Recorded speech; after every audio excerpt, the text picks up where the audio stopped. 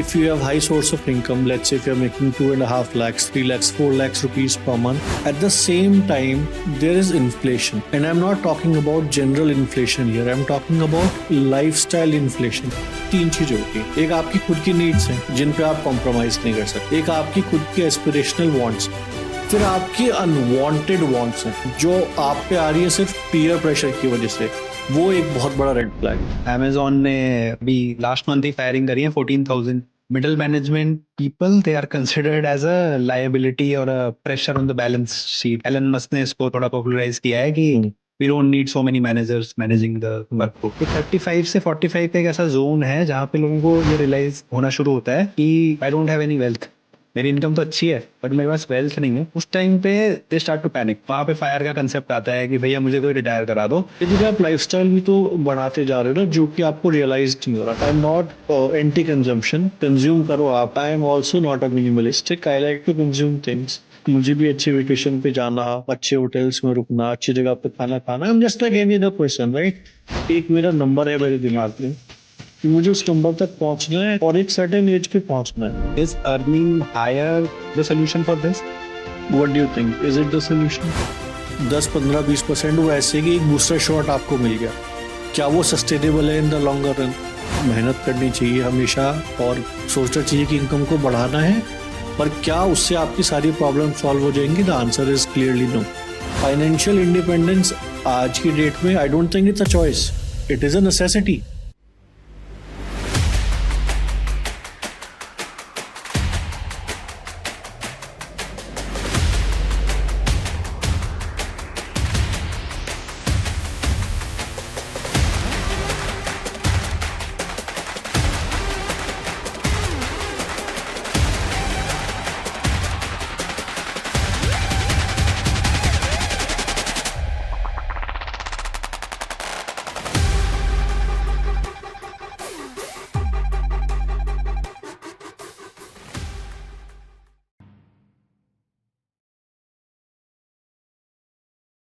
Hello and welcome to another episode of Fire with AMC. In the last episode, we talked about various types of fire plans that exist, like cost fire, fat fire, lean fire, and we also talked about how Vikas achieved his cost fire number.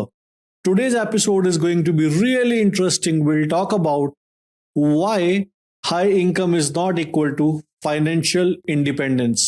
Hi, my name is Avdesh Mishra. I'm the founder of Avdesh Mishra Capitals. Hi, my name is Vikas Yadav. I am co-founder and head of research at Avdesh Mishra Capitals. So the concept of fire started to become popular in early 90s in the United States. But let me give you a very scary number. Only 1% of people are able to achieve financial independence in the states between the age of 40 and 44. Only 2% of people are able to achieve financial independence between the age of 44 to 49, and 70% or more have to work till the age of 65 and above, which is a very scary number to begin with. So this is the data for US, right? Right, Vikas. Even after all these years since 90s, most of the people still have to work till 65 to make the ends meet. Unfortunately, yes, they are forced to work till the age of 65 or above. So what you are saying is that high income does not necessarily mean equal to wealth. So let us first define what do you mean by high income and what do you mean by wealth. So high income is different, wealth is different. High income is anybody as per a data of 22-23, anybody who's making more than 1.72 lakhs approximately, Right. falls among top 1% of Indians. Right? But are they all able to achieve financial independence? Are they all wealthy? That is a different question altogether. Right. So this is the data as per Economic Survey of 2022-2023. Yes. Like how do you exactly define wealth? What is wealth as per you? I would not quote a number here. According to me, in my own opinion, wealth is when I have enough money to make sure that I achieve all my financial goals with peace of mind. I'm also able to retire at the age I want to retire, and I'm not forced to work for money. I would say that is wealthy, because if you give it a number, this number can be different for different people. But at the end of the day, it is about achieving your own financial goals, which are subjective from one person to other. So what you are saying is that high income does not necessarily mean that you would have sufficient wealth and you would be financially independent. क्यों नहीं हो पा रहे हैं लोग wealthy जब उनके पास high source of income? Well, if you have high source of income, let's say if you're making 2.5 lakhs, 3 lakhs, 4 lakhs rupees per month, at the same time, there is inflation. And I'm not talking about general inflation here. I'm talking about lifestyle inflation. जो creep in हो जाती है जैसे जैसे आप you start to make more money, you start falling in a trap. और वो trap होता है एक लाइफस्टाइल इन्फ्लेशन का.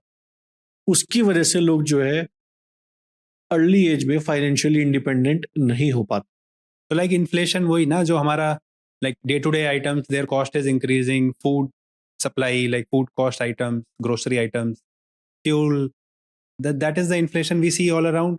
The government data is like 5% for the last 10 years average. If you see the inflation data is 5%. So and the salaries, I guess they are increasing upwards of 10% if you take a longer average. So matlab, why is there a gap? So what you are saying is right in case of a general, as a generic statement. However, inflation is very subjective. Let me ask you a question. How often do you go out to eat? क्योंकि अभी जो आपने बोला वो तो सब basic है, रोटी कपड़ा मकान, वो अब जो टॉप 1% ऑफ इंडियंस है वो उससे काफी ऊपर, काफी आगे आ चुका है. तो उसके लिए सिर्फ ये बेसिक इन्फ्लेशन नहीं है, उसका जो इन्फ्लेशन है वो एक जनरल या एक नॉर्मल आदमी के इन्फ्लेशन से काफी ज्यादा है. Let me ask you a question. How frequently do you go out to eat with your family, और how frequently do you order from outside? Let's say 2-3 times per week. 2 to 3 times a week. And from where do you order generally? So usually like it depends कि क्या खाना है. Like if it's, let's say I want to eat Mexican, so I'll order from Chili's or from Social. Would it be right to say कि on an average अगर आप बाहर जाके खाना खा रहे हो या बाहर से ऑर्डर कर रहे हो तो इन जनरल 2 से 3 हजार रुपए का एटलीस्ट 2 या 3 लोगों का आपका बिल आ जाता होगा? Yeah, if you are going out, then definitely it's upwards of 3,000 for 3 people. Okay. But same खाना सेम चीज आपको एक हो सकता है बहुत छोटे से ढाबे पे या किसी ठेले पे भी अच्छी मिल जाए. Would you like to eat there? Would you like to take your family there? हाँ, नहीं खुद तो definitely we can try out street side food, no issues in that, but हाँ फैमिली के साथ will not prefer going there. Right. So at this stage of time, maybe 10 years ago, we would have merrily gone there and eaten there also. Not a big issue.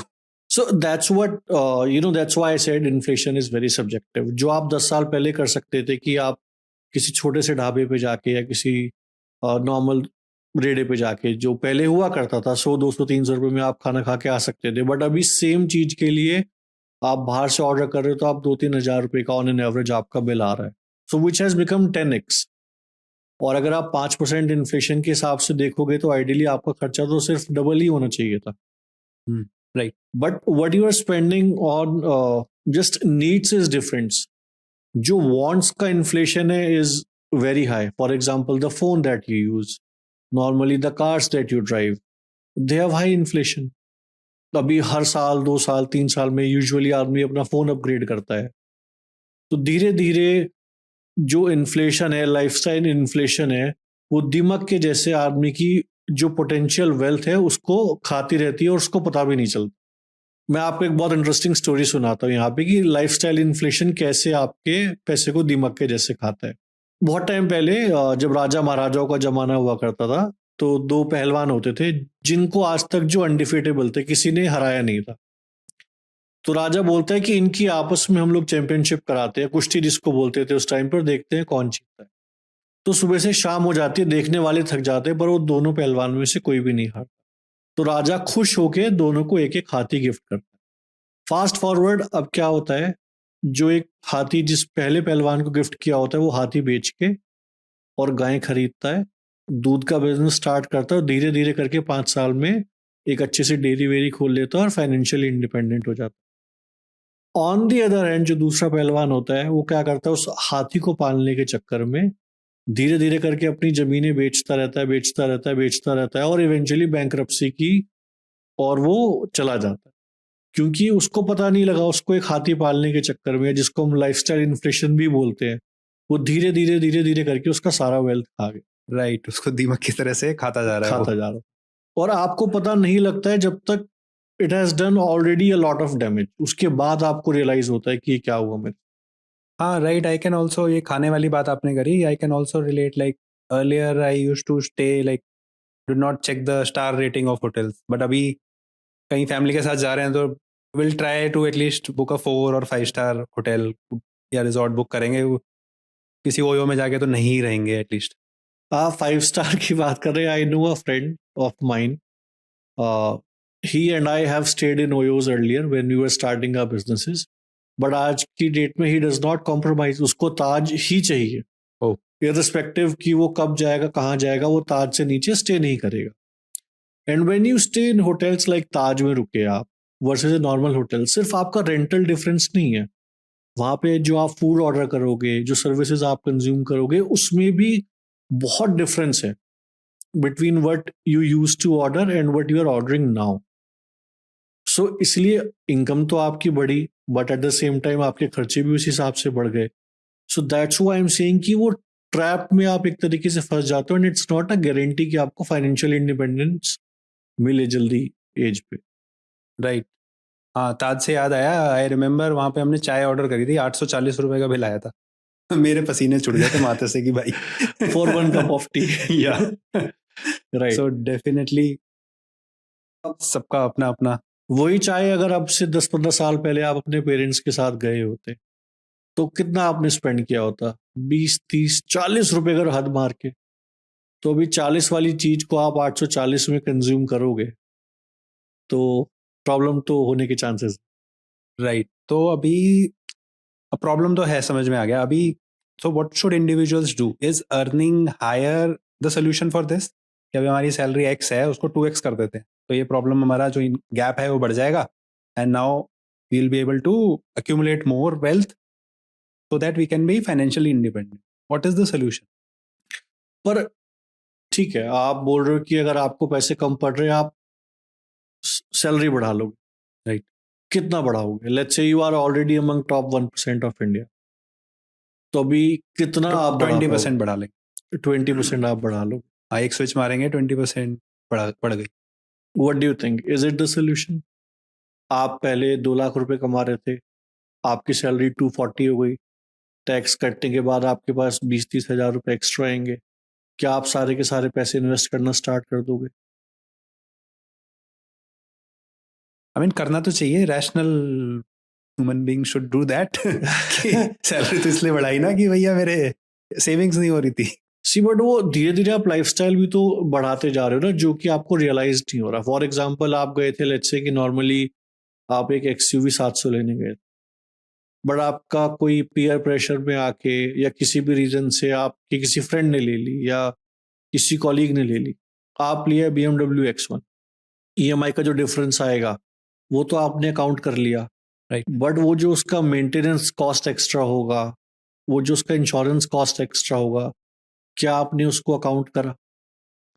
Right. ये बड़ी गाड़ियों का, like I was checking, 50 lakhs की कोई गाड़ी है तो उसका इंश्योरेंस ही, लाइक इनिशियल इंश्योरेंस ही अराउंड 2 lakhs का हो जाता है, 2 lakhs और उसके बाद maintenance itself is expensive, upwards of 50-60K per year. हाँ, और वो तो तब है रेगुलर मेंटेनेंस है, वो जो आपने बात करी हाथी पालने वाली, ये करेक्ट तो हाथी को पालने का, उसको खाने पिलाने का खर्चा है। करेक्ट। हाथी बीमार हो गया तब तो भूल जाओ, फिर तो पता नहीं कितना लेंगे। और वैसे भी इनकम बढ़ाना एक 10-15-20% वो ऐसे कि एक बूस्टर शॉट आपको मिल गया, क्या वो सस्टेनेबल है इन द लॉन्गर रन?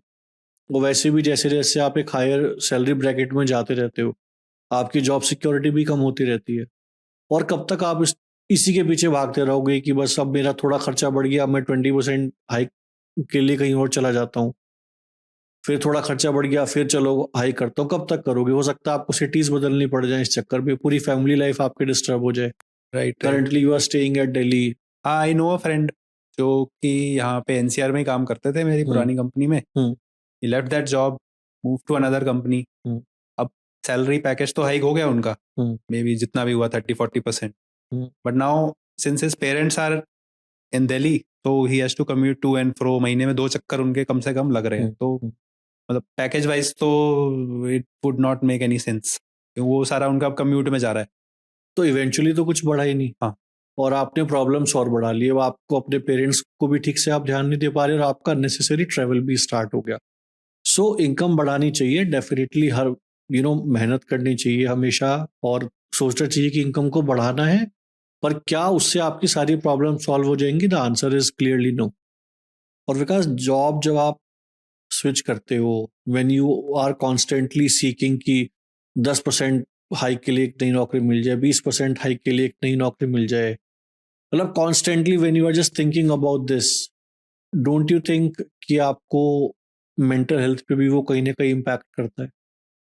हाँ, mental health is very important in today's time. तो थोड़ा इसका इम्पैक्ट जो हाई अर्निंग इंडिविजुअल्स हैं और अभी उनके पास सफिशिएंट वेल्थ भी नहीं है, they have been earning for quite some time, I am assuming 10-15 years, और अभी मेरे बैंक अकाउंट में कुछ पैसा नहीं है, neither do I have any investments. हाँ ठीक है, आई हैव, मतलब मेरे पास BMW X1 है टू शो ऑफ, मेरे पास में भी घर है EMI के ऊपर, बट कोई टेंजेबल एसेट नहीं है अभी। लाइक बैंक अकाउंट में मेरा म्यूचुअल फंड कॉर्पस या investments are not up to my salary. मतलब अभी आपको पैसे की जरूरत पड़ जाए एकदम कहीं से, तो आपको बोरो करना पड़ेगा या पर्सनल लोन लेना पड़ेगा या फ्रेंड से बोरो करना पड़ेगा। एग्जैक्टली, उस एस्पेक्ट को थोड़ा डिस्कस करते हैं, मेंटल हेल्थ पे क्या इम्पैक्ट आता है। इसका ना बहुत बड़ा इम्पैक्ट आता है मेंटल हेल्थ पर, वो आपको बहुत लेट रियलाइज होता है। आई रिमेम्बर 2022 के नवंबर दिसंबर में, और मुझे मेरे कजन ने कॉल किया, उसने बोला कि he wants to buy 2 BHK। मैंने उसके लिए सब कुछ कैलकुलेशंस वगैरह करी कि उसका कितना कॉर्पस है, कितना वो EMI अफोर्ड कर सकता है, उसके हिसाब से उसका जो डेट सर्विस रेशियो है, उसके हिसाब से मैंने उसको बोला कि you can go for a 2 BHK in the society that you are looking for. What is debt service ratio को थोड़ा एक्सप्लेन कर दो। So debt service ratio is basically जो भी आपको इन हैंड सैलरी आ रही है, उसका कितना परसेंट आपका EMIs में जा रहा है, लाइबिलिटीज की तरफ जा रहा है। तो that is nothing but your date service ratio. मेरे कजन ने मेरे को कॉल किया, बोला कितने का मैं घर ले सकता हूँ। नंबर्स मैंने चर्न करके उनको एक बताया कि आप जिस सोसाइटी में देख रहे हो 2 BHK वर्सेस 3 BHK, आप 2 BHK ले लो, आपका जो डेट टू सर्विस रेशियो है वो आपका मेंटेन रहेगा and you will be happy. But अब उनको घर लेना है, वो एक इमोशनल डिसीजन है। वाइफ ने भी बोला कि अरे घर तो एक ही बार लेते घर हैं, एक बार लेते हैं, right? So he opted for a 3 BHK। अब जब आप 3 BHK ले रहे हो तो आपकी सिर्फ EMI नहीं बढ़ी, आपका जो इंटीरियर का खर्चा था वो भी बढ़ गया, आपकी जो रजिस्ट्री की कॉस्ट थी वो भी बढ़ गई, राइट? जो आपकी मेंटेनेंस कॉस्ट थी वो भी बढ़ गई। आई रिमेम्बर जब हमने घर लिया था तो इंटीरियर वाले घर में घुस तो जाते हैं कि सर ये हो जाएगा 10 लाख में, राइट? और जब निकलते हैं तो वो आपका एक्सपेक्टेशन 2x 3x ले जा चुके होते, राइट? तो उन्होंने भी सेम चीज की। जब उनका मुझे कॉल आया था 70 लाख रुपए के आसपास का उनका कॉर्पस था। कुछ पैसा उन्होंने निकाल लिया डाउन पेमेंट करने के लिए, कुछ पैसा उन्होंने वहां से निकाल लिया इंटीरियर्स कराने के लिए। आज की डेट में उनका जो कॉर्पस है, it is he does not even have emergency corpus आज की डेट में। And the biggest challenge is सिर्फ एक खराब डिसीजन की वजह से पूरी लाइफ चेंज हो गई उनकी। क्योंकि उस टाइम पे इंटरेस्ट रेट्स कम थे, 6.5% के आसपास थे। कोविड के बाद जब चीजें नॉर्मल हुई, इंटरेस्ट रेट 8% के अबव आ गए, राइट? तो अब उनका EMI का अमाउंट भी बढ़ गया। अब EMI का अमाउंट बढ़ गया, डेट सर्विस रेशियो खराब हो गया। अब वो कॉन्स्टेंटली वही, जैसे आपने बोला कि हाई अर्निंग होनी चाहिए क्या, उनके दिमाग में 24 घंटे वही चलने लग गया कि मुझे जॉब स्विच करना है, जॉब स्विच करना है। And suddenly he start feeling uncomfortable. One day doctor के पास लेके गए तो पता लगा BP हाई है, क्योंकि he was in constant stress. BP की मेडिसिन दी डॉक्टर ने, तो उससे साइड इफेक्ट हुआ कि उनको डिप्रेशन हो गया। Then he was put on anti anxiety medicine. Anti anxiety की वजह से वेट भी पुट ऑन कर लिया उन्होंने, right? Now he is also at the risk of diabetes. तो सिर्फ एक खराब डिसीजन की वजह से उनकी पूरी लाइफ चेंज हो गई। और क्या वो चाहे तो वो 3 में से एक कमरा बेच के अपनी लाइफ को सुधार सकते हैं? The option is no. तो that is why I am saying high income is not a guarantee to financial independence and usually it is a trap. एक बार एक जो बंदा 3 BHK में शिफ्ट हो जाता है, फिर वो डाउनग्रेड तो यूजुअली नहीं करेगा कि ही हैज एन ऑप्शन ना, वो सेल करके जा सकते हैं, but usually that's seen as a downgrade in the society. और मैं भी नहीं करूंगा, मेरे को कोई ऑप्शन देगा कि भाई अब तुम पॉसिबल भी नहीं है ना इतनी जल्दी आप घर बेच दो, दूसरा घर ले लो, ऑलरेडी आपने इतना पैसा इंटीरियर में खर्च कर दिया। राइट राइट, तो अब जो पहले फाइनेंशियल इंडिपेंडेंस उनके लिए चॉइस थी, अब वो उनकी मजबूरी हो गई है कि he should be financially independent as quick as possible, ताकि वो अपनी हेल्थ पे ध्यान दे पाए। But at the same time he is fighting between कि अब मैं हेल्थ पे ध्यान दूं या अपस्किलिंग करूं क्योंकि मेरे को सैलरी बढ़ानी है। तो imagine the kind of pressure that he currently has. Right right, तो आपके ये भैया की अभी एज क्या होगी, if I may ask? Around he would be around 41 42 right now. मेरा भी यही ऑब्जर्वेशन आ रहा था कि जो हमारे क्लाइंट्स हैं या जनरल मैं जिन लोगों से बात करता हूँ, तो यही ऑब्जर्वेशन है कि people they start realising this after 35। एक 35 से 45 का एक ऐसा जोन है जहाँ पे लोगों को ये रियलाइज स्टार्ट होना शुरू होता है कि I don't have any wealth, मेरी इनकम तो अच्छी है बट मेरे पास वेल्थ नहीं है। और उस टाइम पे दे स्टार्ट टू पैनिक कि अभी मैं क्या करूं, मेरे को रिटायर भी होना है। उस टाइम पे कंपनीज भी somehow they start feeling pressure from their corporate job also, और वहाँ पे द होल सिचुएशन चेंजेस। वहाँ पे फायर का कंसेप्ट आता है कि भैया मुझे कोई रिटायर करा दो। मतलब प्रैक्टिकली हमने तो देखा ही है, क्लाइंट्स सीधा बोल देते हैं मुझे रिटायर करा दो आप। अगर आपने 23-24 साल में भी जॉब स्टार्ट की तो you have been hustling for last 13-14 years. Right right, उसके बाद जाके आपके अंदर भी वो आ जाता है कि यार now you want to live a peaceful life. और ये तभी हो पाएगा जब आप इसको पहले से ऑलरेडी आपने प्लान कर रखा है। अगर आप 35 36 37 पे जाके सोचो कि I would want to retire in my early 40s, it is not possible. तो उसके लिए you need solid planning from early onwards. आपने बताया कि high income does not mean wealth.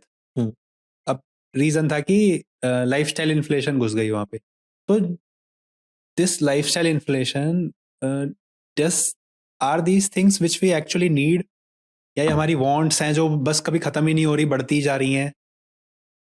इसके बारे में क्या बोलना है आपका? सी आई वुड पुट, मैं कैसे बोलूंगा ना कि 3 चीजें होती हैं। एक आपकी खुद की नीड्स हैं जिन पे आप कॉम्प्रोमाइज नहीं कर सकते। एक आपकी खुद की एस्पिरेशनल वांट्स जो कि सही है कि आपको एक अच्छी जगह खाना खाना है, अच्छी गाड़ी चलानी अच्छी है, गाड़ी चलानी है, right? बच्चों को अच्छे स्कूल में भेजना है। हाँ, राइट, वहां तक चीजें ठीक है जो आपकी खुद की एस्पिरेशनल वांट्स हैं। फिर आपकी अनवांटेड वांट्स हैं जो आप पे आ रही है सिर्फ पीयर प्रेशर की वजह से। जैसे वो अभी क्लाइंट की बात कर रहे थे जो XUV लेने गया था और BMW लेके आ गया, करेक्ट, क्योंकि उसके कलीग के पास BMW X1 है।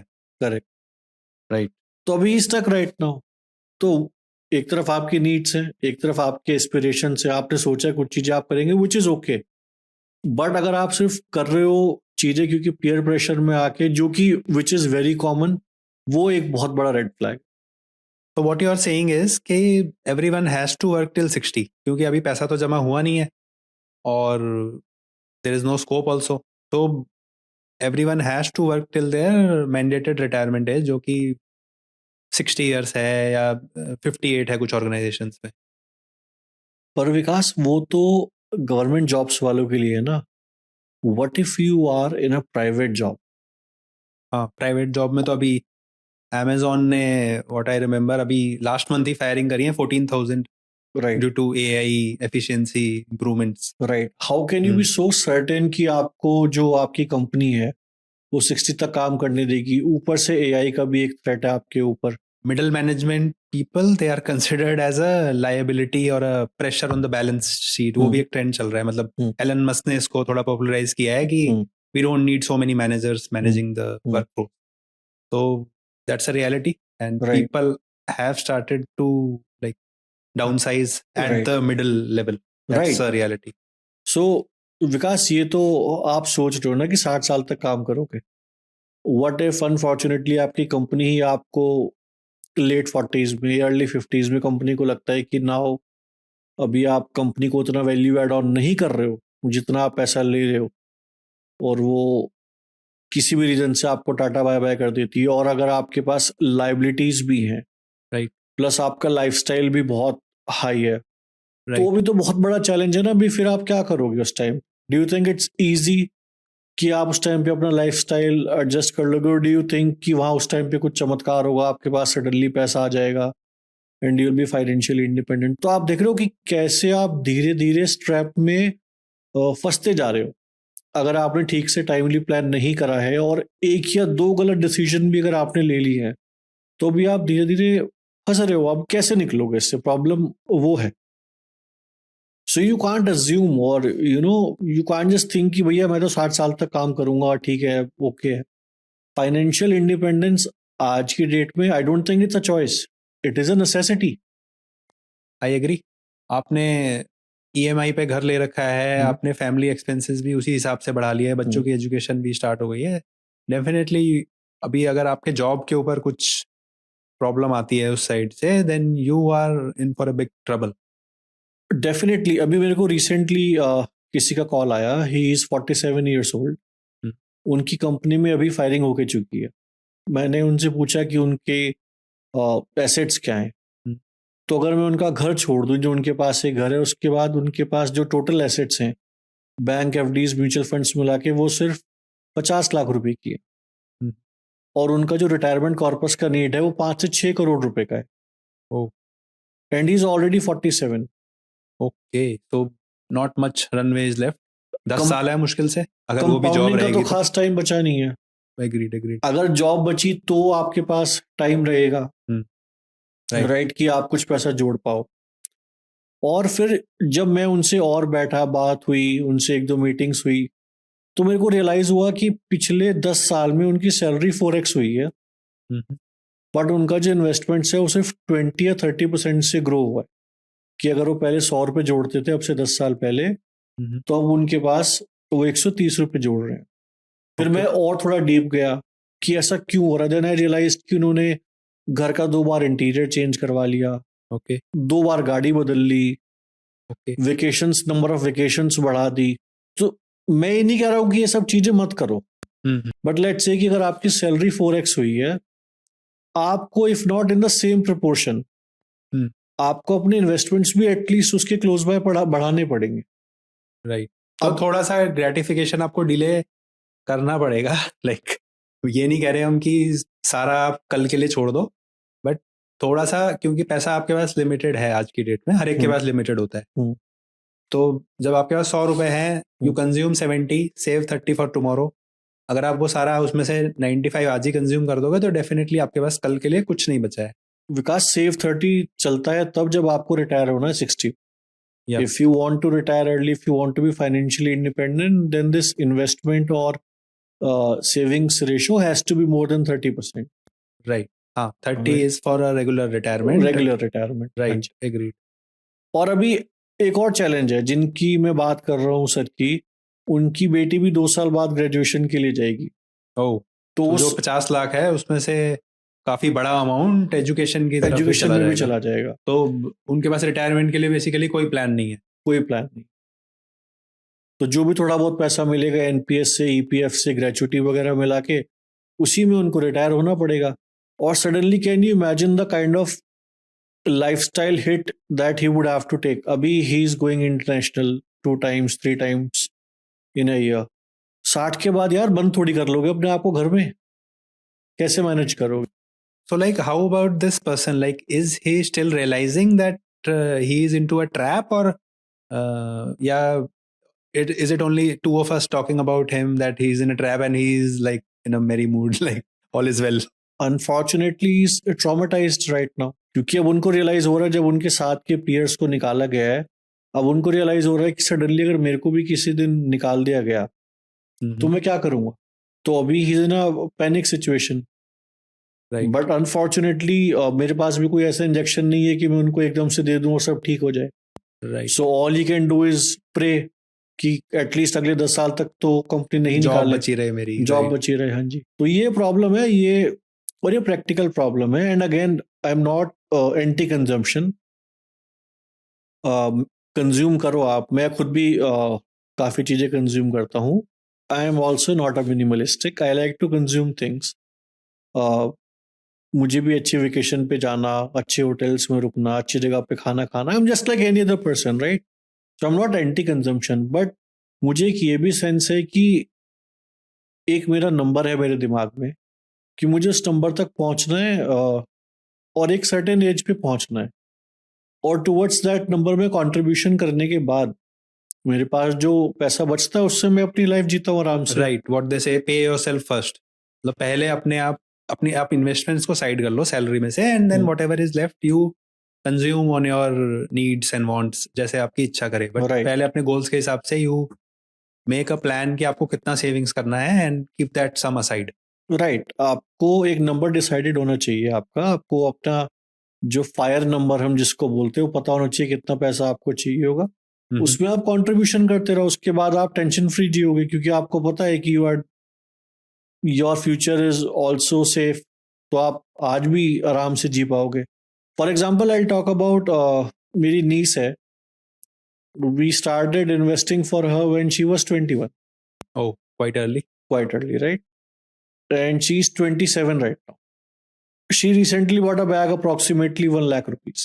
अच्छा, राइट, जो कि हमारी मिडिल क्लास फैमिली के हिसाब से एक is a mind blowing number कि भाई ये 1 लाख रुपए का बैग हाँ 1 लाख का बैग तो डेफिनेट एक्सपेंसिव ही है। एक्सपेंसिव है, बट हम उसको कुछ बोल नहीं पाए क्योंकि व्हेन वी आस्क्ड कि भाई आपने 1 लाख रुपए का बैग लिया, उसने बोला कि see I know my FIRE number, मैं उस पर कॉन्ट्रीब्यूट कर रही हूँ, मेरे पास मेरा इमरजेंसी कॉर्पस भी है, तो ये बैग मैंने जो लिया है मैं अपने शौक पूरे कर रही हूँ, मैंने बैग लिया है और मैं कंफर्टेबली इसको अफोर्ड कर सकती हूँ क्योंकि मेरे को टेंशन नहीं है, right? But at the same time अगर then we were also speechless कि बात तो ठीक कर रही है हाँ, ना, बात तो ठीक है भाई, एक ही लाइफ है, जो योलो कंसेप्ट है, but don't take it too far, मतलब सेविंग्स के बाद वो जो बच रहा है उसको कंज्यूम करना is not a, and she is at a decent corpus, right?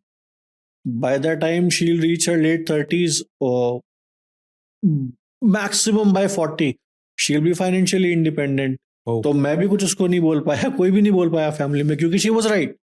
तो अगर आप उस तरीके से थॉटफुल कंजम्पशन कर रहे हो then it's not a problem. यार ये सब चीजें बनी है कंज्यूम करने के लिए, हम लोगों के लिए बनी है, करनी चाहिए, क्यों नहीं करनी चाहिए?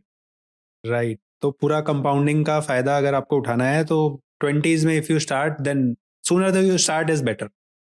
अब वॉरेन बफेट का जो इतना बड़ा कॉर्पस है, like he started early, I think in his 14 year is what I remember, और अभी ही इज 93 प्लस, तो 80 साल का पूरा आपका इन्वेस्टमेंट करियर है, तो जो पावर मिलती है आपको कंपाउंडिंग से no other thing can match. छोटा छोटा अमाउंट भी अगर आप एक्यूमुलेट करते हो, definitely, but not everybody starts investing at early 20s और इवन इन लेट 20s। अगर नहीं भी कर रहे हो आप, 30 तक भी कर रहे हो, 32-35 तक भी कर रहे हो तो भी ठीक है, but as soon as you go above 35 और अगर आपने इन्वेस्टमेंट नहीं भी करी है, द प्रॉब्लम इज कि तो वो कहीं और आप आ रहे हो टॉप 1% में, राइट, तो वो पैसा कहीं ना कहीं तो जा रहा है। अगर वो इन्वेस्टमेंट में नहीं जा रहा तो there are very high chances कि वो आपका लाइफस्टाइल की तरफ जा रहा है। राइट, तो प्रॉब्लम की बातें तो हमने बहुत कर ली, समझ में आ गया कि you have high earnings also, but आपका सेविंग्स रेट नहीं है उतना, तो you don't have a wealth accumulated till now। तो अब सोल्यूशन की अगर पे थोड़ा आते हैं कि व्हाट्स द सोल्यूशन, और इसको मैं ना थोड़े दो हिस्सों में डिवाइड करना चाहूंगा। Solution for someone who has just started, let's say 5 to 7 years हुए हैं उसको अपने जॉब में, and now he is in the top 1% earning individual in India. Okay, और एक तरफ दूसरा इंडिविजुअल है जो कि अभी 45 years का हो चुका है और उसका EMI भी आ चुकी है, और फैमिली जो लाइफस्टाइल इन्फ्लेशन है, एवरीथिंग इज कैचिंग अप, कोई सेविंग नहीं हुई है उसके पास, 45 विद नो सेविंग्स, राइट। और जो इनकम है उसमें से सारे एक्सपेंस भी हो जा रहे हैं, यू कैन से कि मोटा मोटा सारा ही एक्सपेंस में खर्च भी हो जा रहा है। तो अब इन दोनों इंडिविजुअल्स के लिए what should be the strategy, कि अभी अगर इनको फाइनेंशियली इंडिपेंडेंट होना है, जो हमने समझा that we all need to be financially independent and we can not wait till 60, so what should be the strategy for each of them? That I would like to understand from. So Vikas, difficult question to answer, but if you are in your early 30s and if you haven't saved yet, then I would still say कि ठीक है, it's okay, क्योंकि आपके पास अभी time है, right? आपको compounding के लिए भी 15-20 साल मिल सकते हैं। अगर आप 50 तक का भी टाइम लेते हो, लेट्स से कि यू आर 32, 33 और इवन 35, तो 15 साल का आपको टाइम मिलता है, which is good enough time. अगर आप ठीक से इन्वेस्टमेंट करो, then you can be financially independent easily. Okay, However, the first step should be कि सबसे पहले आपको बैठ के दो चीजें करनी चाहिए। सबसे पहला काम जिसको करना चाहिए, बजटिंग करनी चाहिए।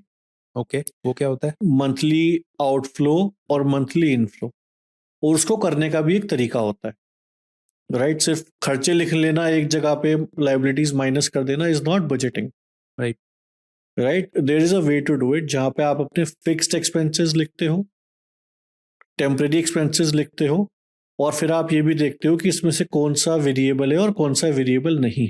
राइट, कुछ एक्सपेंसेस होंगे जो पर्टिकुलर मंथ्स में आएंगे आपके, जैसे राइट, दिवाली जैसे पे आ हाँ, गया। या जो ईएमआई है वो आपका एक टेम्परेरी एक्सपेंस है, बट एक फिक्स्ड एक्सपेंस है। फिक्स्ड है, राइट? जैसे दिवाली पे खर्चा आया, it is variable also and temporary also. Correct. Comment box में आप अपना ईमेल एड्रेस डाल दीजिए, हम आपको ये जो शीट है आपको सेंड कर देंगे। हाँ, डेफिनेटली। यहाँ पे आप अपने खर्चे लिख सकते हो, ये आपको बहुत हेल्प करेगा बजटिंग करने में। So like as they say, if you don't track it, then you cannot improve it. It's a saying. Anything can't be improved if you are not tracking it, Right, right? right, right. तो वो तो आपको definitely करना ही पड़ेगा। Budgeting is the first step. Second step is कि जो भी आपके फाइनेंशियल गोल्स हैं अगले 5, 10 और 15 साल में आने वाले हैं, बड़े फाइनेंशियल गोल्स, फॉर एग्जाम्पल आपको घर खरीदना है, आपको कोई महंगी गाड़ी खरीदनी है, आपके बच्चे की एजुकेशन है, आपको कोई बहुत बड़ी वेकेशन पे जाना है, वो गोल्स आपके पास सारे रिटर्न में होने चाहिए, और आपको ये पता होना चाहिए कि मुझे इन गोल्स के लिए कितना पैसा लगेगा। कितना पैसा उस टाइम पे लगेगा, करेक्ट, और इन्फ्लेशन एडजस्टेड, राइट। और उसके लिए मुझे आज कितना पैसा, मुझे आज से अगर स्टार्ट करना है तो कितना पैसा मुझे इन्वेस्ट करना चाहिए उस गोल के लिए। हाँ, सो लॉन्ग टर्म गोल्स का आपको क्लैरिटी तो होनी ही चाहिए कि बच्चों की एजुकेशन कब आ रही है, मेरे को अगर घर खरीदना है तो 5 साल में खरीदना है कि 3 साल में खरीदना है। तो you should have a basic understanding कि मेरा गोल कब आ रहा है। मतलब कई बार लोगों को वो भी आइडिया नहीं होता है, और अगले साल बच्चा कॉलेज में जा रहा है और अब उनको पता ही नहीं है कि अगले साल फीस कहाँ से आएगी। They are clueless. नहीं, तो वो सब आपके पास क्लियरली एक रिटन प्लान होना चाहिए, और that would help you a lot कि कैसे होगा ये, right? That is these are the two things that can really help जो आपका अर्ली 30s वाला ऑडियंस है। और आई वुड से कि अगर खुद से नहीं कर पा रहे, then it's good to take professional help. Understood. तो 30s वाले के पास तो स्टिल टाइम है, तो he can do course correction, और वो फिर he can achieve like target financial independence maybe in late 40s. He still has a runway left for him. Right. अभी उस पर्सन की बात करते हैं जो ऑलरेडी 45 में है, ईएमआई चल रही है उसकी, और एक्सपेंसेस भी लगे हुए हैं धनाधन, इनकम के बराबर है हमारे एज ऑफ टुडे। अभी उस आदमी को क्या करना चाहिए to ensure his financial independence as soon as possible? See, for this person, there is no shortcut. And I definitely think they need some financial planner. They definitely need a professional जो उनको इस रट से बाहर निकाल सके, क्योंकि right now they are in a rut. अब वो उस गड्ढे में फंस चुके हैं। अब उनको कोई चाहिए जो हाथ पकड़ के गड्ढे से बाहर निकाले। उसमें उनकी भी मेहनत लगेगी, प्रोफेशनल की भी लगेगी, और थोड़ा उनको लाइफस्टाइल भी अपना कट करना पड़ेगा, अदरवाइज तो things will be very difficult. So like Einstein said that the definition of insanity is doing the same thing over and over again and expecting different results. Correct. So you cannot be doing the same expense patterns, having the same expense patterns and expecting different results. Correct. So you have to give it a break. वहाँ पे थोड़ा सा एक shock देना पड़ेगा जो एक financial adviser में भी उनको करेक्ट, क्योंकि अगर आपको खुद से करना होता तो शायद 45 इज टू लेट, अब तक आपने कर लिया होता, राइट? एंड 45, और अगर आप प्राइवेट जॉब में हो, no savings, a lot of liabilities, high lifestyle, inflation is the most dangerous situation to be in. It's like, you are standing on a bomb which can explode anytime. Yes. Right? ठीक है, वो आपको physically वो नहीं करेगा परेशान, कोई आपको फिजिकल नुकसान नहीं होगा, बट मेंटली बहुत ही ये खराब सिचुएशन है। Yeah, it's a VUCA world, as they say. Right. So या तो आप लोग अगर इस रट में फंस चुके हो या आप अर्ली 30s में हो और आपको लगता है कि you need some help, you need professional, आप अपने आसपास देखिए, कोई ना कोई प्रोफेशनल आपको मिल जाएगा। आप हमसे भी कांटेक्ट कर सकते हैं, but just keep one thing in mind, that this music will someday stop. So either you change the music according to you and dance to your own music, वरना जिंदगी है, नचाती तो रहेगी। सो गाइस, अगर आपको जिंदगी के हिसाब से नहीं नाचना है और अपने हिसाब से डांस करना है, तो start planning for financial independence as quick as possible. And thank you for watching the episode. See you in the next episode of Fire with AMC. Thank you once again.